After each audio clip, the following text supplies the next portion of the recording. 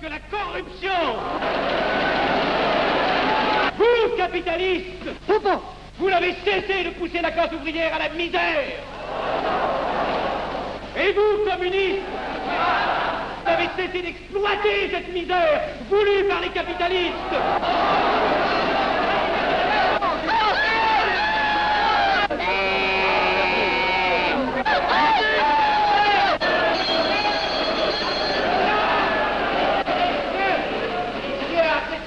Et vous tous, parlementaires, désuets et périmés, n'insultez pas le parlementarisme.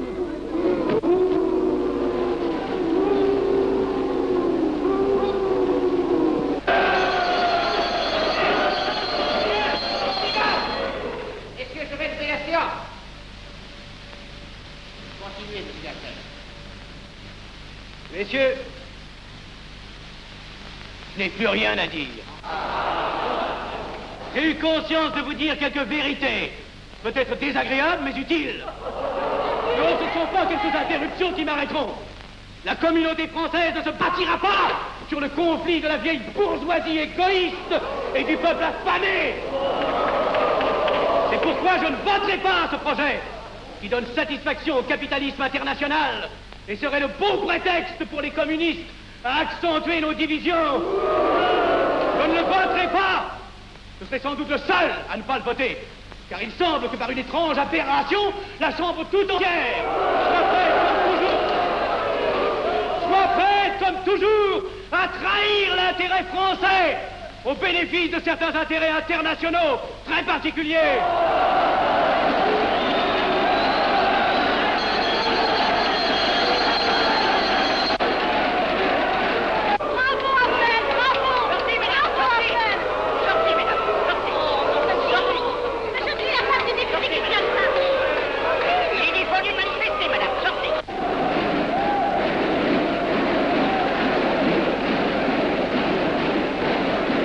Il a du courage, ce petit Hafnel. Ces petits nationaux trop puritains nous font perdre notre temps. Il faudrait l'éduquer un peu. De quelle loge est-il? Il n'est pas de chez nous, mon frère Dubois. Tout s'explique. Voilà un garçon intelligent qui a besoin d'une méthode et de conseils. Présentez-le donc. Il est sensible, il faudra procéder avec précaution. Envoyez-lui la rivière, il saura le persuader. J'y vais.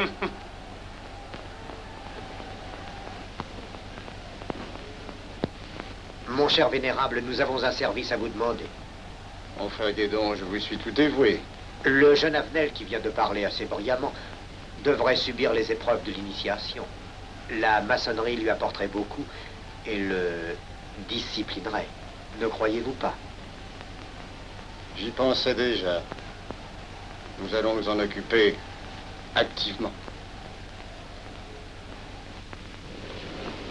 Alors, je suis brisé. Comment avez-vous trouvé mon discours? Excellent. Vous leur avez dit de fort bonnes vérités. Ouais, ça n'a pourtant servi à rien, ils ont voté le projet. Ça ne sert jamais à rien de dire la vérité. Les gens n'aiment pas la vérité. Ils préfèrent de beaucoup les mensonges. Vous êtes cynique. Non. J'ai une certaine expérience politique, déjà ancienne. À propos, voulez-vous venir un peu avec moi? J'ai quelque chose à vous dire. Volontiers.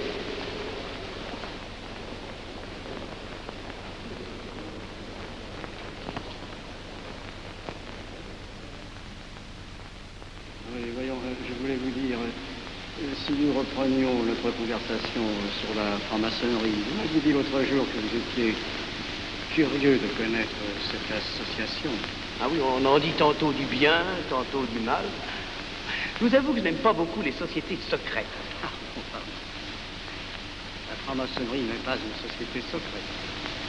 C'est une société discrète.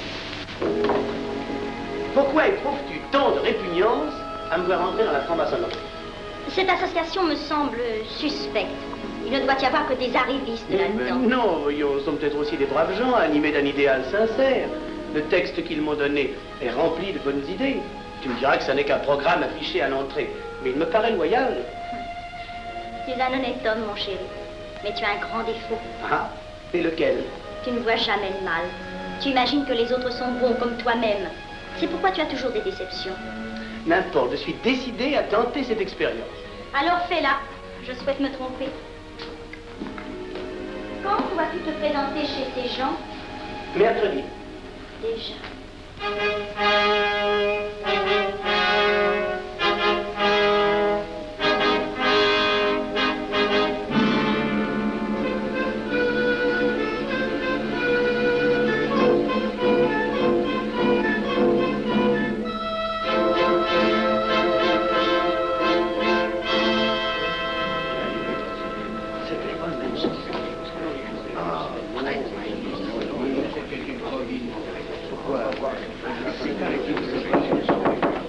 Mes frères, les travaux reprennent force et vigueur. La tenue du comité a voté l'interrogatoire du profane Abnel. Nous allons lire les rapports confidentiels de nos enquêteurs.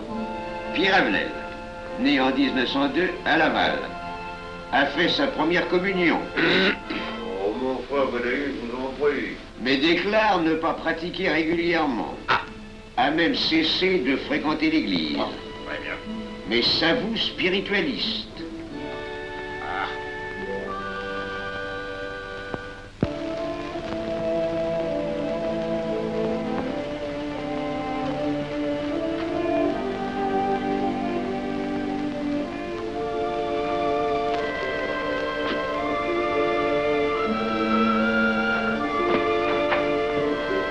Monsieur, voulez-vous me citer?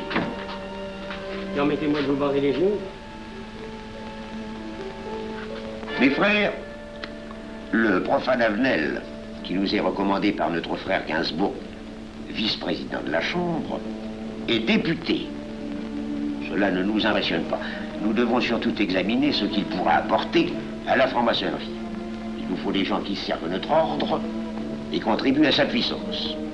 Pour l'instant, il paraît afficher des idées nationales un peu trop absolues. Mais enfin, je voudrais vous prévenir d'une chose. Comme il est de notre intérêt de tenir en main un grand nombre de parlementaires, il vaudrait peut-être mieux ne pas lui poser des questions qui pourraient le choquer. On nous le signale comme assez sensible sur les questions spirituelles ou religieuses. Quand il aura travaillé quelque temps parmi nous, il aura évolué.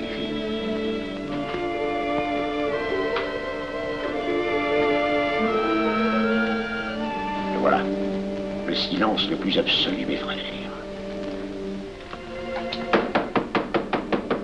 Qui frappe ainsi régulièrement à la porte du temple? C'est un profane qui demande à être interrogé, vénérable maître. Faites entrer le profane.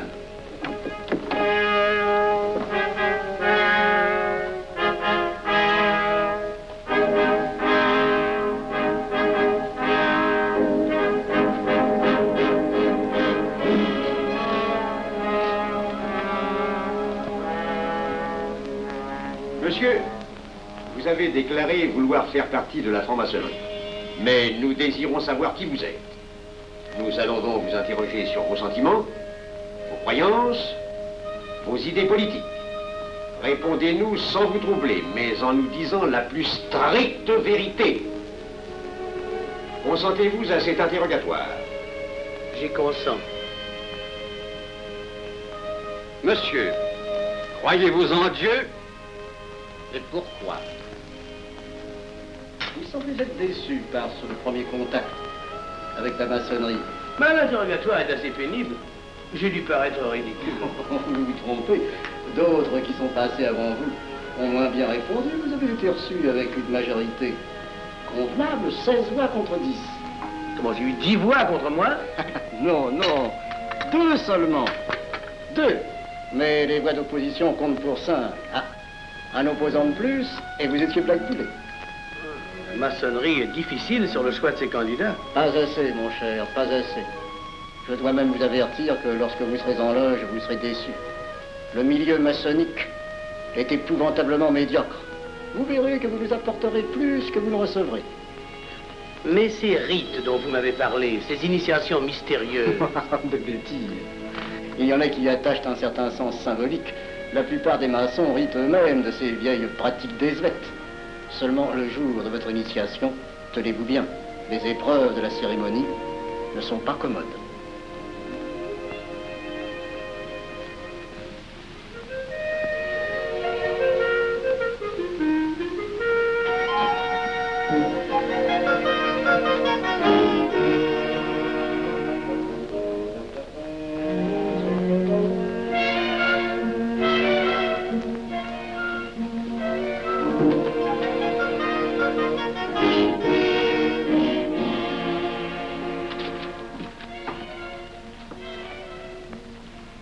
Bon, attendez à la buvette, là. On viendra vous chercher. Alors, mais c'est entendu, mon cher, je m'occupe de ton affaire. Tu peux compter sur moi. C'est très important. Mais c'est entendu, excuse-moi, la tenue va commencer, je suis un peu en retard. Bien, bien.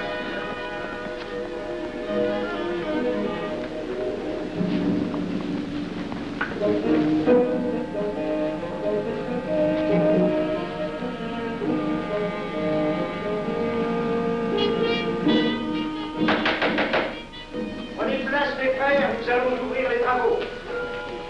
Mon frère Durand, veuillez prendre place à l'ordre.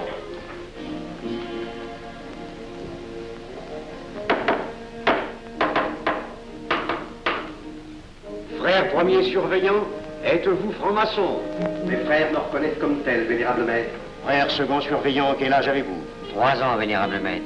Frère premier surveillant, quel est le premier devoir d'un surveillant en loge? Vénérable maître, c'est de s'assurer que le temple est couvert. Veuillez vous en faire assurer par le frère couvreur.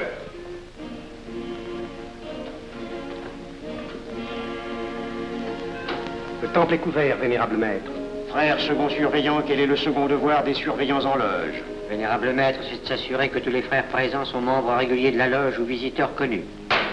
Debout, et alors, mes frères. Frère premier et second surveillant, assurez-vous que tous les frères rangés devant vos colonnes sont membres réguliers de la loge ou visiteurs connus.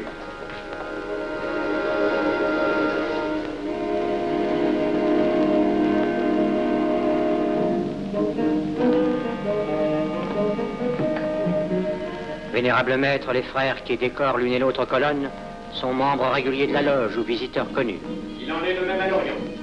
Frère premier surveillant, à quelle heure les francs-maçons opèrent-ils leurs travaux? À midi, vénérable maître. Quelle heure est-il, frère second surveillant? Il est midi, vénérable maître. Puisqu'il est l'heure du travail, frère premier et second surveillant, invitez les frères de vos colonnes à se joindre à vous et à moi pour ouvrir les travaux de la respectable loge des enfants de l'univers Orient de Paris, au grade d'apprenti, en la forme accoutumée. À moi, mes frères, par le signe, la triple batterie et l'acclamation.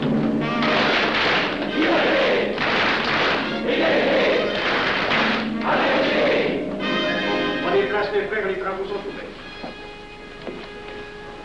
Mes frères, l'ordre du jour appelle l'initiation du profane Avenel. L'atelier a voté dans une précédente tenue la mission du dit profane. Nous allons donc ce soir le recevoir solennellement. Mon frère couvreur, veuillez aller chercher le profane Avenel qui a écrit son testament philosophique dans le cabinet de réflexion.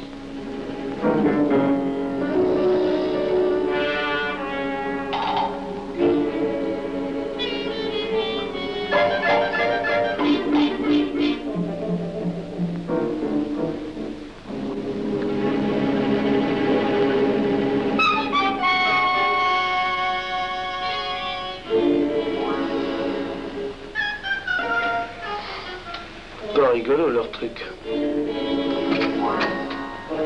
Monsieur, veuillez me suivre.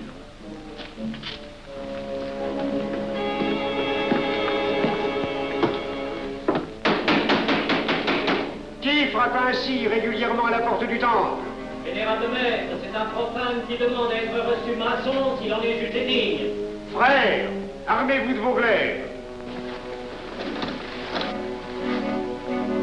Faites entrer le profane.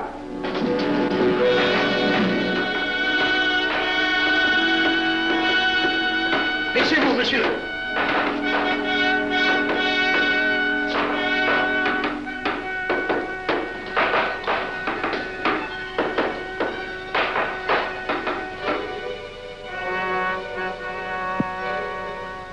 Monsieur, cette épée que vous sentez sur votre poitrine est toujours levée pour punir le parjure.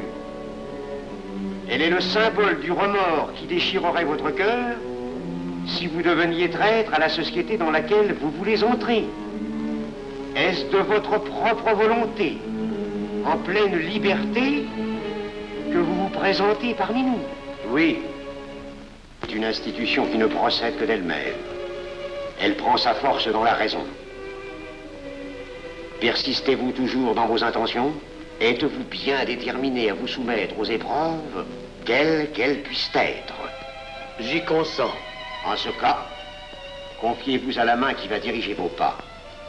Mais comme il serait imprudent de s'imposer des obligations dont on ne connaîtrait pas l'étendue, il est de la sagesse de cette respectable assemblée de vous dire quels seront vos devoirs si elle vous admet dans son sein. Le premier est un devoir absolu de secret sur tout ce que vous pourrez entendre et découvrir parmi nous, ainsi que sur tout ce que vous verrez et saurez par la suite. Je dois exiger de vous un serment prêté sur la coupe des libations. Consentez-vous à le prêter? Oui. Frère expert, faites approcher le profane. Et vous, maître des cérémonies, apportez la coupe des serments. Présentez la coupe au profane.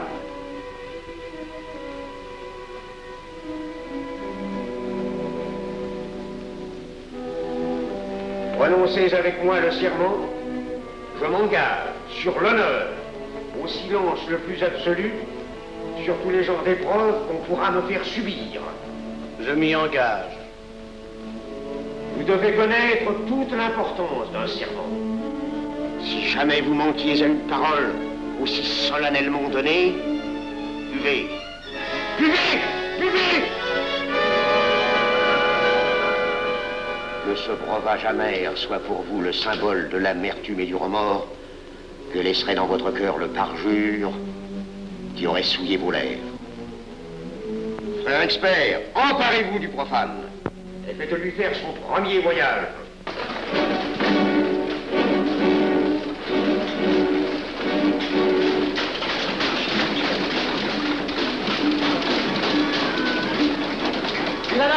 C'est un profane qui demande à être reçu maçon.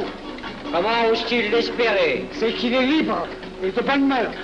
Puisqu'il en est ainsi, qu'il passe.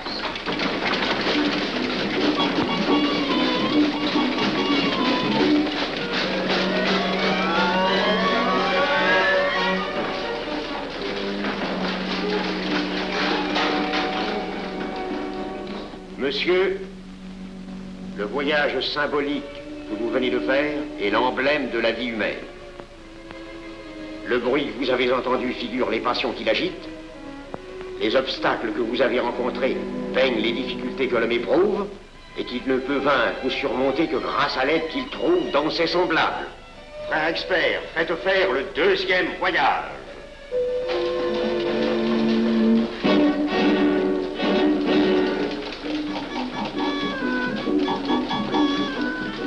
Qui va là? C'est un profane qui demande à être reçu maçon. Comment ose-t-il l'espérer? C'est qu'il est libre et de bonne mœurs. Puisqu'il en est ainsi, qu'il passe et qu'il soit purifié par l'eau.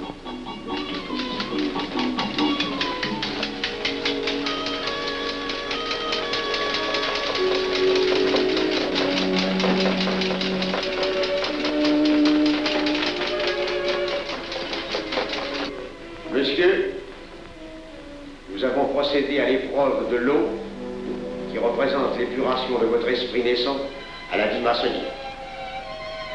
Votre cœur doit être limpide comme l'eau pure. Frère expert, faites faire le troisième voyage.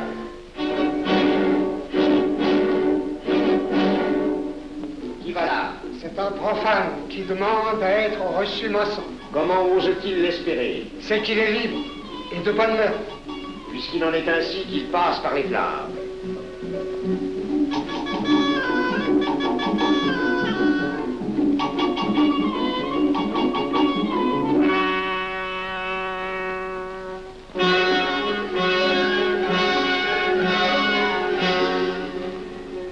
Monsieur, les flammes dont vous avez été environné ont achevé vos épreuves. L'ordre maçonnique dans lequel vous demandez à être admis pourra peut-être un jour exiger que vous versiez jusqu'à la dernière goutte de votre sang pour sa défense et celle de vos frères. Je vais maintenant vous faire prêter serment à la franc-maçonnerie. Frère expert, amenez le profane à l'autel. Mes frères, debout, à l'ordre et glaive aux mains.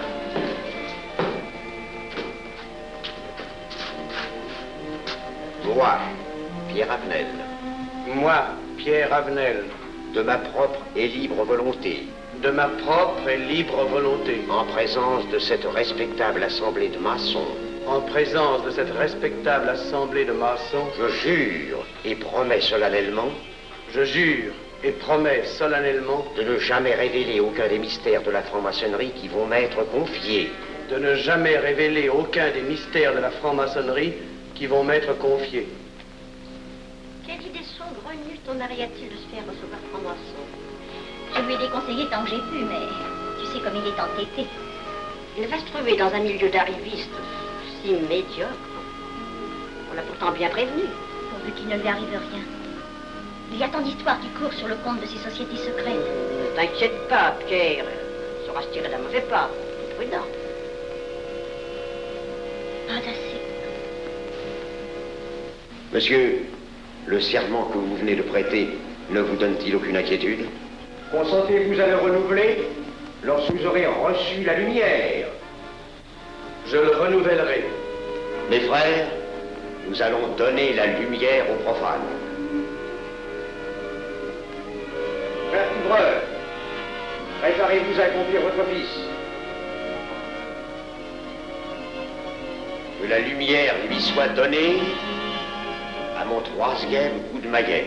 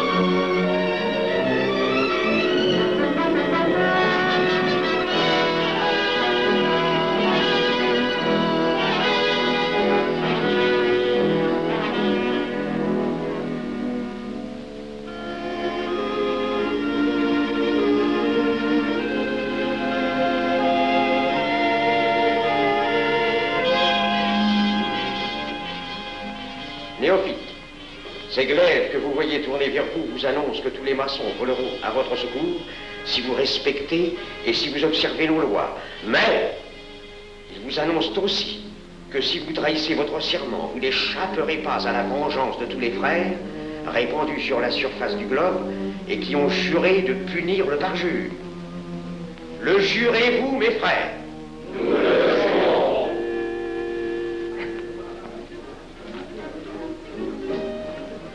Mes frères, à la santé de notre nouveau frère. À votre santé.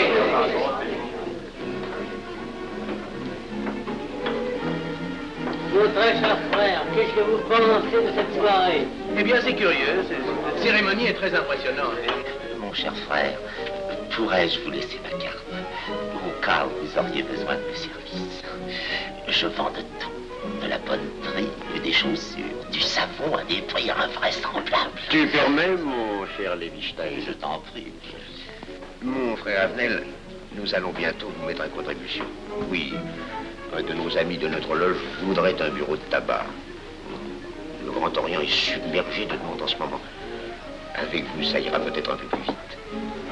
Volontiers. Je vous remercie. Ah, dans quelque temps, je vous parlerai aussi d'une autre affaire. Depuis plusieurs années, j'ai droit à la Légion d'honneur. Je ne m'en suis jamais occupé, je n'ai pas voulu déranger nos amis pour ça. On leur demande déjà tellement de choses, n'est-ce pas? Vous m'aiderez? À votre service. Merci beaucoup. Alors, au revoir. Ah non, pas comme ça.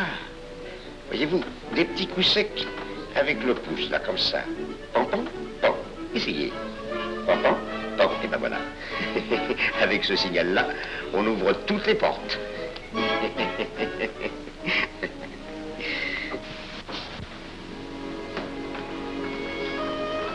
Alors, content? Bon. Tu as l'air contrarié. Oh non. Déjà déçu? Pas encore. Tu me raconteras la séance. Ah, j'ai juré de ne rien dire. Même à moi? Écoute, c'était pas ridicule. C'était étrange.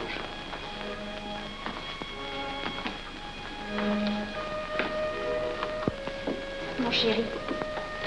Oh, mon chéri, c'est idiot, mais j'ai peur pour toi. Qu'est-ce que tu veux qu'il m'arrive? Oh, mon grand.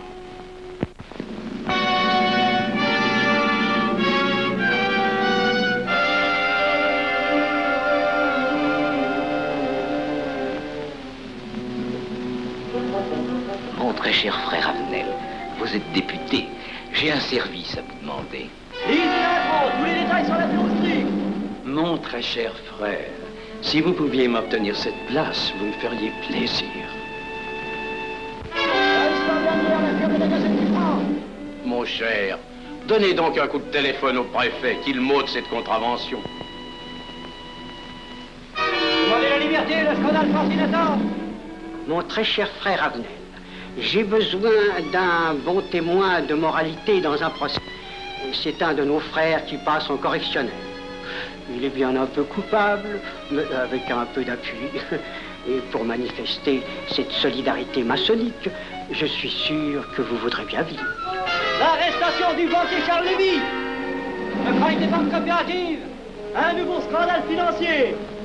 Il faut l'exclure, c'est une fripouille. Oui, évidemment, c'est une fripouille, mais puisque personne ne le sait, nous pouvons le garder parmi nous. Non! Mais je comprends très bien vos réactions, mon cher Avenel. Mais tenez, je vais vous citer un exemple. J'ai vécu pendant 20 ans en maçonnerie avec un frère que je considérais comme un escroc. Ben, je n'ai rien dit, parce que c'était un excellent maçon. Nous ne sommes pas du même avis.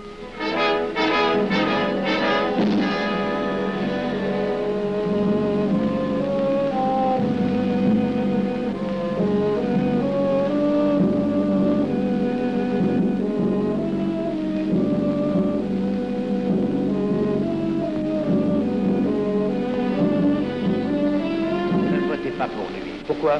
C'est un adversaire de la maçonnerie. Mais son projet est excellent. Qu'importe, il nous dessert.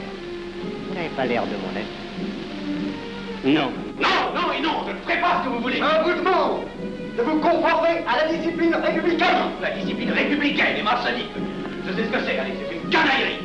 Mon frère, ne laissez pas vos paroles dépasser votre pensée. Oh, ne croyez pas que je suis en colère, non, j'ai tout mon sang-froid au contraire. Et c'est pour ça que je ne voterai pas cette loi unique. Vous détruisez ce pays en l'empoisonnant doucement. Mais vous ne parlez pas sérieusement. Mais vous ne comprenez donc rien.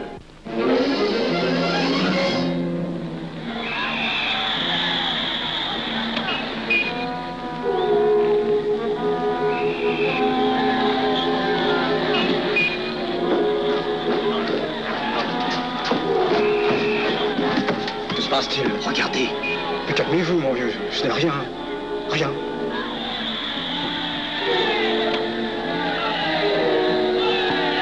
Que croyez-vous qu'on doit faire? Rien. Surtout rien. Pas de pareil cas, il faut attendre. Et croyez-moi, il n'y aura pas d'incident. Tous ces gens vont rentrer se coucher. Ils sont fatigués, le barquerier.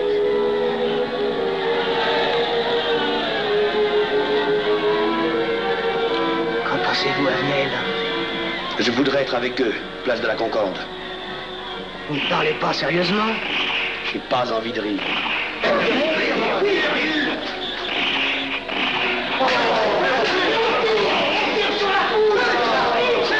Il faut arrêter ça, oui. Mais sans doute. Il faut arrêter ça.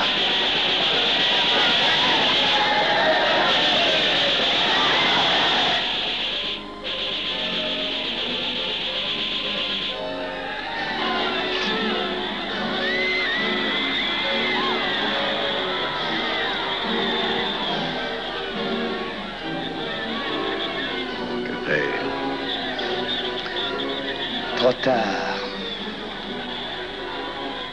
On tire encore. C'est pour feu.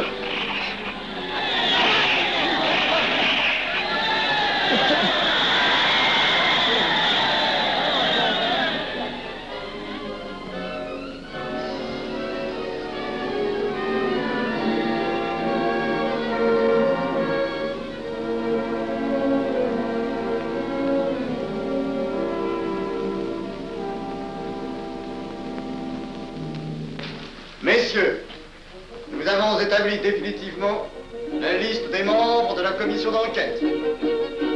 Tout le monde est bien d'accord pour la soumettre au vote de la Chambre. Pas d'objection? Le projet est accepté à l'unanimité. La séance est levée.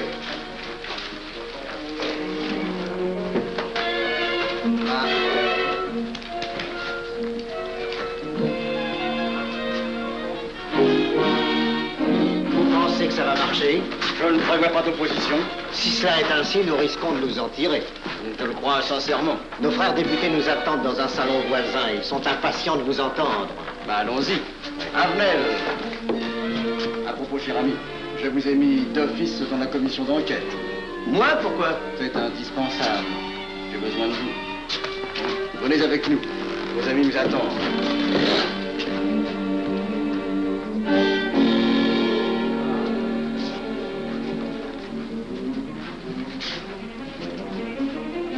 Mes frères, puisque nous sommes entre nous, je puis vous dire bien confidentiellement que nous allons traverser ces événements graves sans trop de dommages.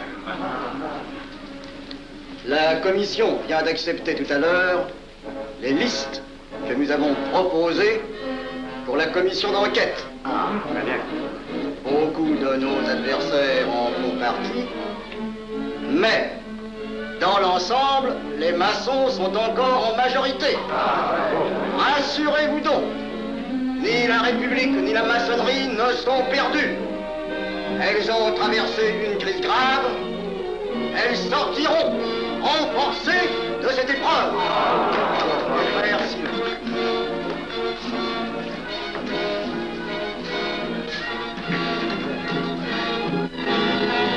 Demandez l'anti-Marchon, le scandale de la commission d'enquête! Demandez l'anti-Marchon, le scandale de la commission d'enquête! Vous me demanderez successivement le Quai d'Orsay, la Banque de France, l'état-major, le secrétaire général du Parti radical socialiste, le temps et les usines d'aviation Guerlain. Bien, monsieur.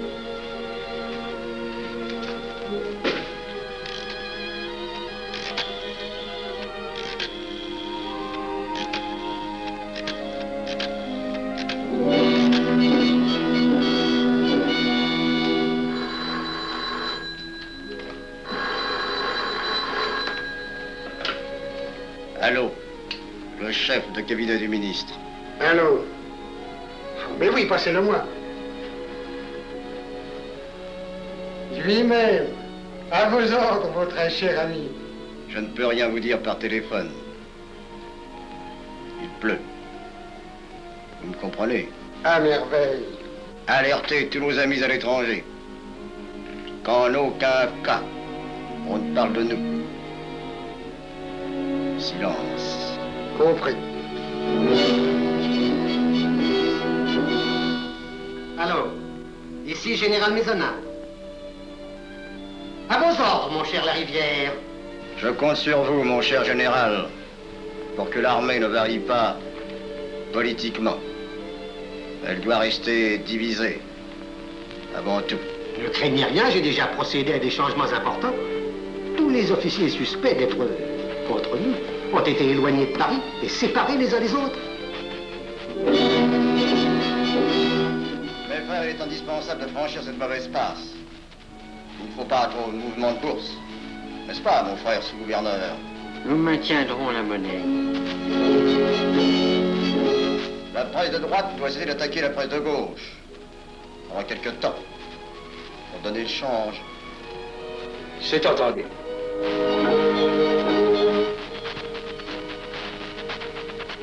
Les partis de gauche doivent faire entente avec ceux du centre. Et ceux de l'extrême gauche.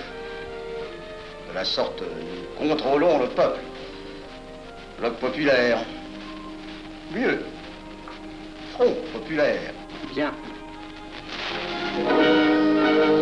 Quant à vous, mon cher Garlet, j'ai reçu ce matin une communication de l'étranger.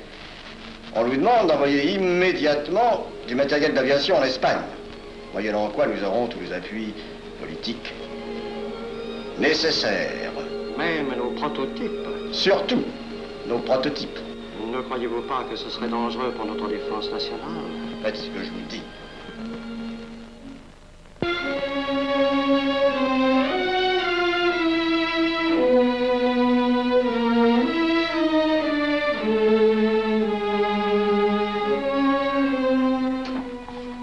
Monsieur Avenel, Faites entrer.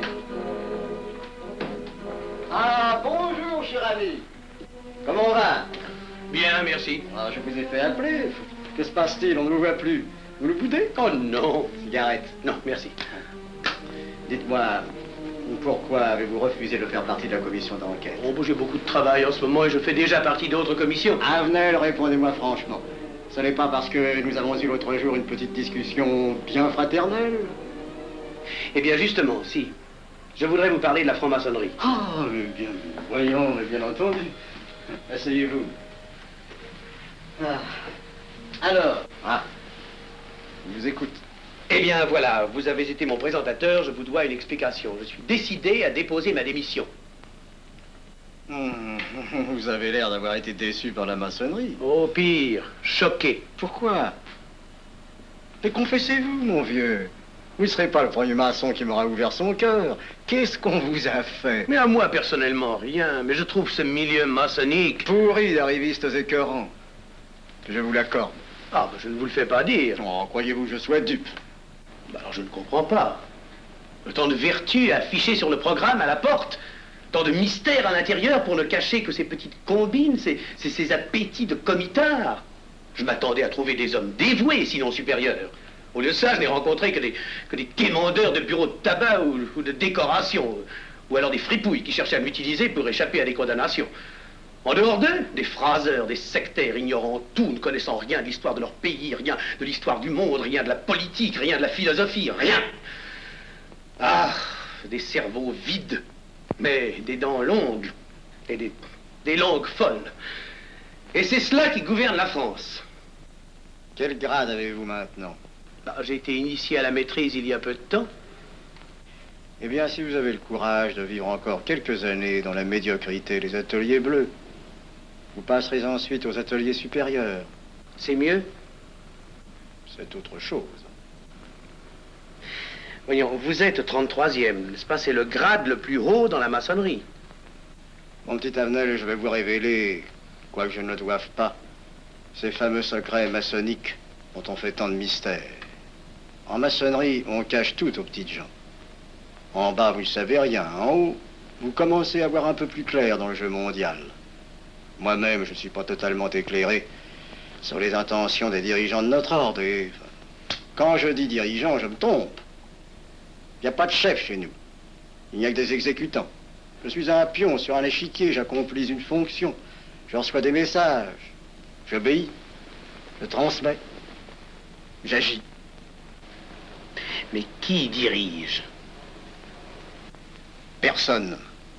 C'est beaucoup plus compliqué et simple en même temps qu'on ne pense. Qu'est-ce que la maçonnerie?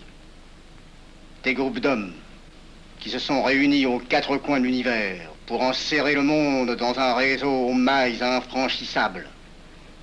Nous sommes 50 000 en France, 500 000 en Angleterre, 3 millions en Amérique, c'est peu. Mais c'est énorme, parce que nous formons un bloc uni d'une seule volonté. Nous rayonnons partout, nous commandons partout. Ici, 300 parlementaires sont francs-maçons. En Angleterre, le roi fait partie de notre ordre. Aux États-Unis, le président est 32e. Il n'y a pas un pays où nous n'ayons nos appuis secrets, nos hommes, nos banques, nos groupes dévoués. Et ceci n'est rien. Je ne vous montre là de la maçonnerie que la puissance physique. Il y a peut-être autre chose. Mais quoi? Une doctrine supérieure. Une antique expérience des forces du monde qui nous permet de pousser les peuples tantôt vers la vie, tantôt vers la mort, quand il le faut. La mort? Mais je croyais la maçonnerie attachée à la paix. À une certaine paix. Notre paix. Sinon,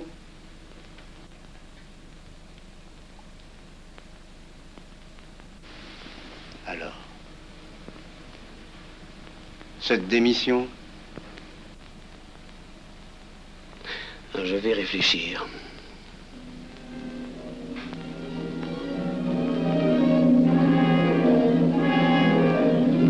Alors, il n'y a qu'une solution, la guerre.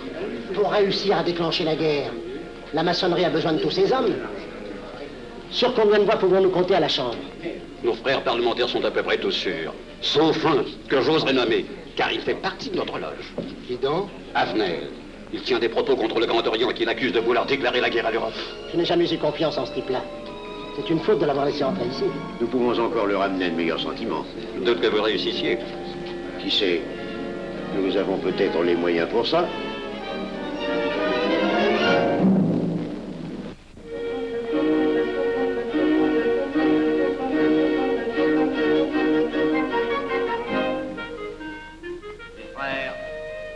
L'aviation allemande n'a pas d'appareil. Plus de 2000 accidents d'avion l'année dernière en Allemagne. La ligne Siegfried est à peine construite. Les tanks allemands marchent difficilement. Un détail entre autres qui m'a été rapporté par un de nos frères. Quand leurs tanks sont entrés à Vienne, on s'est aperçu que certains d'entre eux étaient en carton et montés sur des hautes bicyclettes. Croyez-moi, mes frères, il nous serait facile d'abattre le national-socialisme dont les exigences sans cesse accrues deviennent intolérables. Et libérer ainsi nos frères réduisent à l'esclavage. Jamais nous n'avons été plus près. En 15 jours, nous réglerions le sort de l'Allemagne. Notre loi régirait l'Europe définitivement. Notre victoire est sûre. C'est faux. C'est faux. Silence. Ce que dit cet homme est faux. Mon frère, je vous rappelle alors, vous n'avez pas la parole. Je le sais. Je suis député et membre de la commission de la défense nationale. Je ne peux pas laisser se prolonger un discours aussi manifestement erroné. L'appréciation de monsieur, de notre frère, Liechtenstein. Oui, si vous voulez. Sur l'état de l'armée que possède l'Allemagne sont des mensonges. Et ajouter foi serait de la stupidité. Mais pourquoi vouloir une guerre entre l'Allemagne et la France? Mon frère, vous n'avez pas la parole. Peu m'importe. Mais je tiens à dire qu'aucun motif réel de conflit ne peut être invoqué. Vous le direz tout à l'heure, après l'exposé de notre frère. Non, je le dirai immédiatement, avant d'entendre des stupidités bellicistes. Oh. Mais vous tous, maçons, vous poussez à la guerre.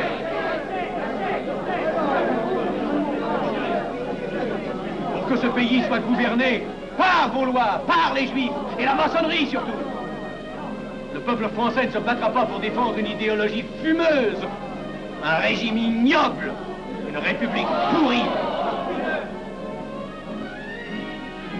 Mon frère Avenel, je vous prie de couvrir le temple.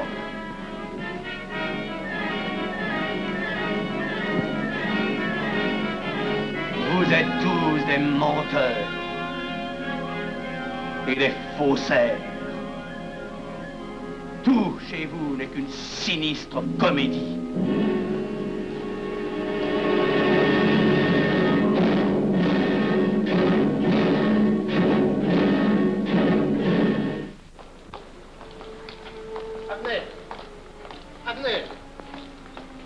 Avenel, excusez-moi, comme vous, j'habite Neuilly, c'est pourquoi je me permets de vous rejoindre. Mais vous avez fort bien fait, monsieur. J'étais près de vous à la tenue. Je voulais vous féliciter. Oh, merci. Vous avez très bien fait de leur crier des vérités. Ce sont des fous. Malheureusement, il est impossible de leur faire entendre raison. Les événements sont pourtant indiscutables. Oui, oui.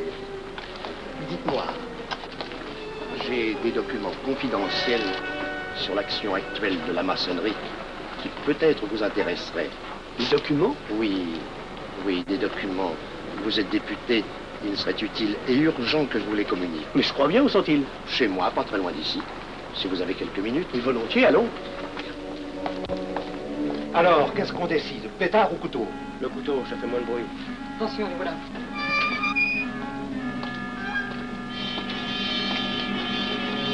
Un instant, je vais voir si...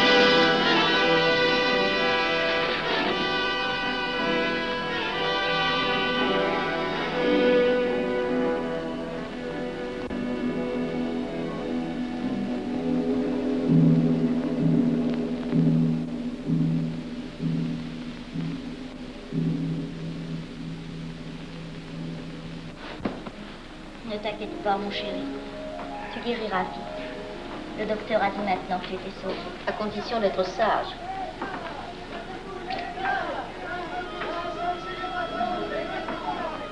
Qu'est-ce qu'on entend? C'est la mobilisation générale, mon chéri. Quoi, la mobilisation? Ne t'agite pas, je t'en supplie. Je n'aurais pas dû te le dire, mon Dieu.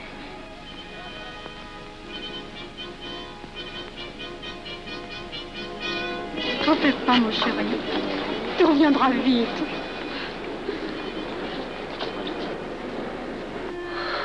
Les brutes. Ils sont arrivés. Ils ont réussi à déclencher leur guerre. Ne bouge pas. Tes plaies sont à peine fermées. Si j'étais pas tombé sous les coups de ces criminels, j'aurais peut-être pu arrêter ça. Mais non, tu n'aurais rien pu empêcher, mon chéri. Ces hommes sont plus forts que toi. Ils ne t'auraient pas manqué.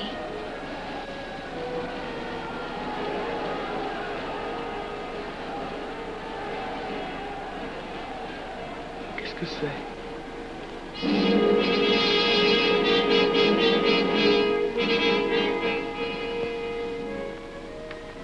Les malheureux. S'ils savaient ce que je sais.